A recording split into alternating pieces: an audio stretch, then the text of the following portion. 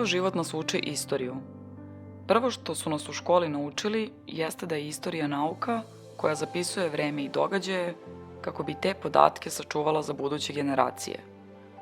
Ono što nas u školi nisu naučili jeste da vremenom istorija postaje sve više i više podložna interpretaciji ljudi na pozicijama moći, koji istorijske činjenice izvrću i menjaju u svoju korist.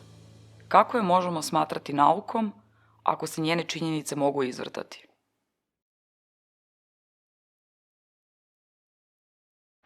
Suočavanje s prošlošću je prihvaćanje događaja onakvim kakvi jesu, bez obzira na naše mišljenje o njima. Razmišljati o posljedicama svih događaja koje su se desile u prošlosti. Dakle, ne učiti samo puko datume i bitke, ubistva, nego učiti neku drugu pozadinu, sociološku, psihološku nekog događaja. Pa suočavanje s poviješću je u biti shvaćanje da je povijest, koliko god je ona teška, koliko god je ona u biti, kako bi to rekao, loša, da još uvijek možemo izvući dobru pouku iz svega što se desilo u povijesti i da to isto ne ponovimo u našoj budućnosti.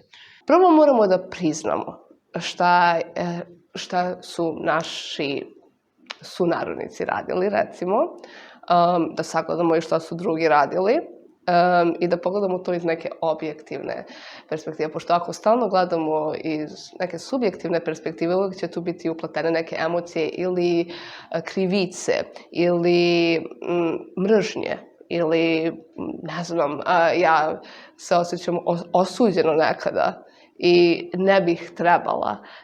To treba da se gleda više objektivno i onda da donekle dođemo do nekog zaključka kako da se ponašamo u budućnosti. It means to inform myself about what happened and to talk to as many people as I can who know about this topic.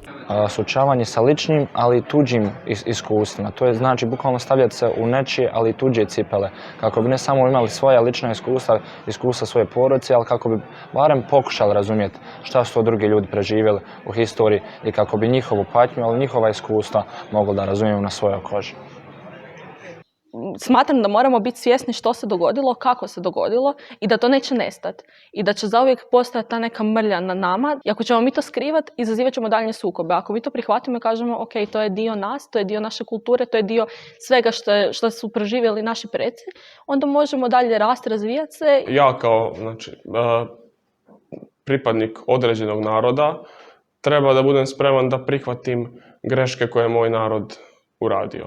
Svaka država je u nekom trenutku pravila ozbiljne greške i ozbiljne zločine. I ja treba da budem spreman da prihvatim to, a ne da konstantno okrivljujem drugu stranu i da konstantno proglašavam sebe žrtvom. Prihvatanje događaja iz prošlosti, prihvatanje priča različitih strana, ljudi sa različitih strana, definitivno, i upoznavanje sa tuđim pričama. For me, it means to move on and build yourself. Like, I don't look back at my past and regret a lot of things. I'm always trying to make it something that I can be proud of, to make it something I can look back upon and be like, yeah, that's where I stood, here I am now, and I'm going to build my future upon where I came from and where I am now, and I'm going to make every moment count because it's going to be my past at some point.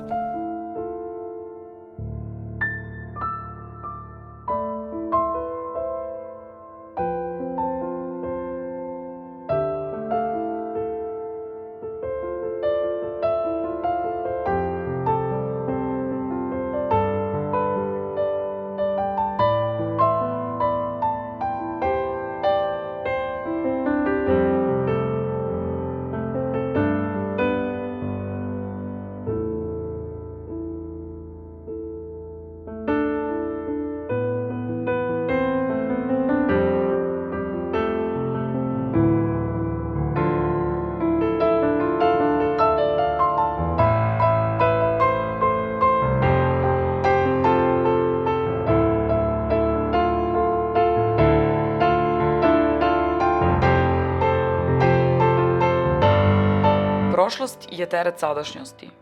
One koje jedni smatraju herojima, drugi pak smatraju ratnim zločincima.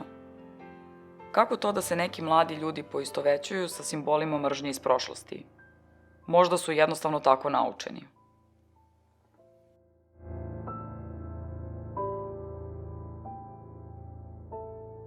I ljudi se mnogi poistovjećuju, nalaze u nekim aspektima koji su možda mrtvi već desetljećima, ako ne i stoljećima. I radi toga kako se oni identificiraju s tim, neko kad naruši ta načela, kad dođu dvije osobe koje su se identificirale sa različitim nekim povijesnim aspektima, dolaze u sukob. Stvari, ljudi se ne slažu oko toga šta se desilo u prošlosti. Pogotovo toga zato što su zaraćene strane ili strane koje su bile na drugim stranama u ratu, ne mogu se nakon rata, to jest u miru, složiti ko je bio u pravu. Tako da nakon rata postoje mnoge verzije, alternative ili različite historije oko toga šta je bilo, šta je ispravno. They weigh heavy with all of us, and there is still a generation alive that witnessed all of these events. So of course the discussion between the old generation and the new generation is going to spark conflict all the time. I mislim da je ta podjela direktno proizašla iz Drugog svjetskog rata, što se vidi kroz, na primjer, kontinuitet u posljednjih par godina revizije istorije. Ali u biti uvijek se traži nekakav neprijatelj naroda. I uvijek, zato što u biti kroz povijest je uvijek tako bilo. Uvijek smo imali neko ko je bio ili mi ili oni. Zato što se često istorijski događaji iskorišćavaju u neke političke svrhe i često se manipuliše nekim datumima, brojevima, događajima. Mislim da je zbog toga što su neki događaji, pre svega događaji iz 20. veka, nerazjašnjeni, konflikti nisu završeni. People can manipulate or people can just like extract one thing and say, no, it was totally different like that. And then you have already a conflict. And when you mix that conflict with politics, with political interest, with like a group like want to benefit out of another group, I think there you have the problem which makes like an arena for conflicts and for arguing. Zato što je historija još jedan od instrumenata koje politika koristi zajedno sa religijom. Instrumentalizira ih u svoje svrhe, tako da u biti radi se o čistim interesima ljudi na vladajućim pozicijama. A naš narod koji nije dovoljno educiran i nije dovoljno spreman da se upravo suoči sa onim što je bilo, je savršena neka podloga za manipulaciju.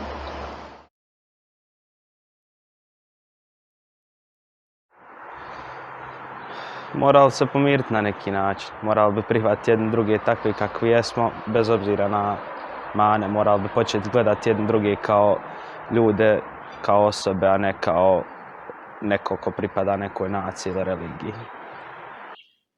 Pa trebali bi razumjeti jedni druge. Trebali bi u biti učiti iz prošlih grešaka i shvatiti da je jedini korak naprijed i korak izvan ove rupe u kojoj se trenutno nalazimo je shvatiti da smo na kraju krajeva svi ljudi i trebamo razumjeti jedni druge i razumjeti tuđe probleme i kroz razumijevanje tuđih problema riješiti svoje.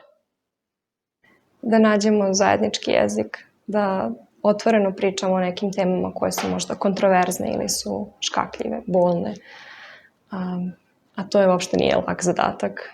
Zato treba i mladi da se uključe u razne inicijative, da uče o prošlosti i da na taj način pokrenu neku priču. I would say that everybody should have the same education, the same opportunities to have education and to join projects like this. Ja mislim da se u skorije vrijeme nećemo prestati svađati oko prošlosti i mislim da je obrazovanje ključno i da ljudi treba da shvate da postoji kritičko mišljenje i da treba da shvate da postoji više strana na jednom novčiću, znači da nije sve tako crno-bijelo. I onog trenutka kada mlađe generacije budu bile spremne da sjednu za sto i da pričaju, tek onda možemo da pričamo o nekom pravom suočavanju s prošlošću. Nije dovoljno da to budu pojedinci, treba da budu većinske mase koje su spremne da saslušaju drugu stranu i da tek onda donesu svoj zaključak. I kad jednom to prihvatimo i možda kada dođe do te smjene generacija, što će više vrijeme prolazi, što će se više ljudi educirati, što će više ljudi raditi na sebi, nekako će se te stvari stišati i onda će i dalje biti poznate, ali neće i dalje biti u centru svih razgovora. Ekonomija je jako bitan faktor. Ako naše države rade ekonomski zajedno i zavise jedne od drugih, to će isto da doprinese tome da prestanemo da se svađamo jer smo potrebni jedni drugima. Mislim da je jedna ekonomska u stvari saglasnost glavni cilj ka jednoj boljoj budućnosti, kad bi se nekako ekonomski svi iznjedrili nad ovog nekog nivoa našeg prosječnog balkanskog, mislim da bi to mnogo suočilo sa prošlošću. Međutim, to nije problem u Europi i u zapadu gdje je situacija ekonomska mnogo bolja, tako da mislim da je jedno generalno razumijevanje među ljudima i saglasnost da je rat nešto što ne želimo više da se desi, put ka pomirenju. Jer smatram kako je obrazovanje u stvari jedini temelj, neka fundamentalna osnova za bolju budućnost. Opet treba educirati profesore da mogu educirati učenike, jer jedino na taj način možemo doći do nekog prosvjećenja naroda, odnosno da svako može objektivno sam prosuditi što je ispravno, ne da se ikome nešto nameće.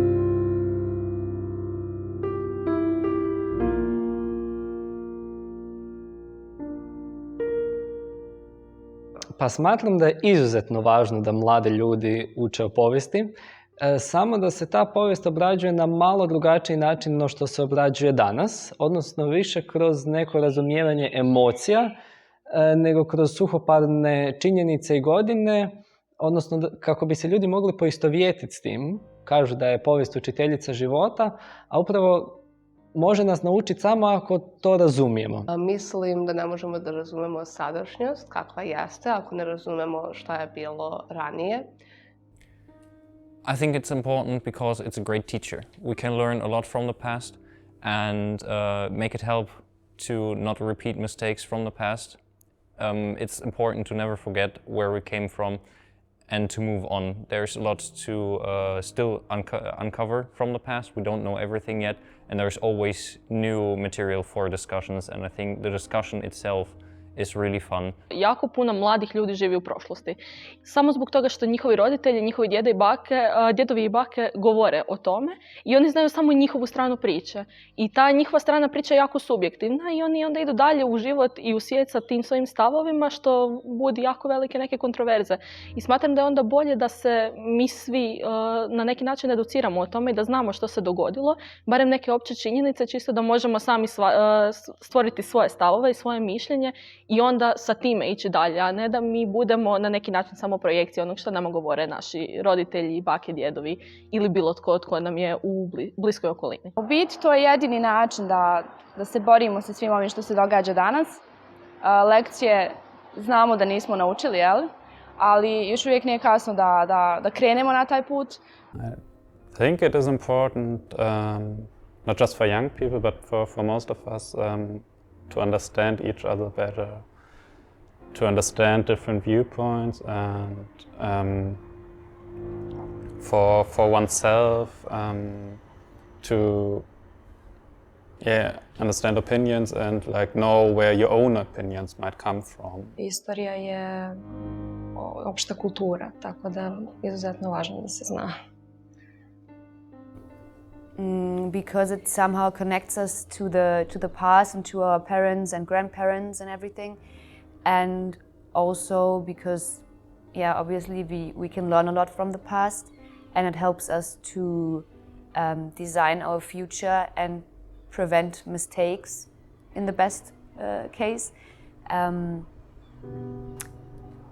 Yeah, and I think without our past, we wouldn't exist and we wouldn't live in the way we live right now. And if you understand what happened in the past, it's easier to understand why the world is working like it is right now. Naravno da mislim da je bitno za mlade ljude da uče o historiji, prvenstveno zato što se historija, pogotovo na Balkanu, našem području, mnogo puta ponavlja. Da mislim da pouke koje možemo naučiti iz historije, iz nekih historijskih događaja, da su veoma bitne za naš odgoj i budućnost. Danas, nažalost, mladi ljudi nisu toliko zainteresovani za historiju, neke historijske događaje koliko bi trebali, tako da vjerujem da je ovo jedan segment u našim životima kojim se trebalo ispraviti i gdje bi se mladi ljudi trebali više aktivirati.